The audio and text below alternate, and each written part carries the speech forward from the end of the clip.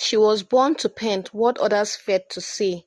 On a cracked city wall, Lena poured her heart into colors: hope, freedom, truth. For a moment the crowd saw her, they smiled, they listened. Victor appeared, the man in the sharp suit, trailed by shadows that seemed to move when he moved. Power clung to him like perfume, arrogance dripping from every step. His eyes weren't on the mural itself, but on the silence it would leave once erased. With a hiss of black spray, he dragged darkness across her colors. He didn't just cover paint, he smoothed her voice, her hope, her truth.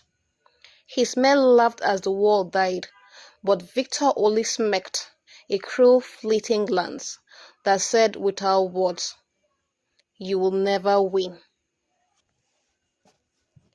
That night, Lena sat in her tiny apartment, lights off, phone glowing in her hands.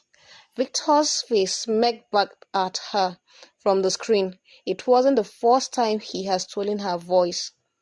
Once Shidu worked for him. She had seen his corruption, his bribes, his empire of lies, and when she refused to hide them, he buried her career. Her sketchbook became a battlefield. Symbols, patterns, hidden codes, morals turned into traps. She painted at night, her brush guided by fury, her spray cans whispering vengeance. The city became her alley. Strangers paused, drawn to her new art. They scanned the marks curiously, and the truth spilled into their hands. One scan became hundreds, hundreds became thousands, whispers became headlines. The empire began to crack. Victor didn't notice. Wrapped in gold, drunk on power, he stood at his grand gala, glass raised high. He thought himself untouchable, until the screens flickered.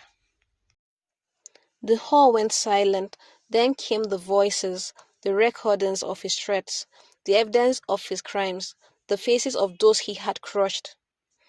His sins danced across every screen, larger than life.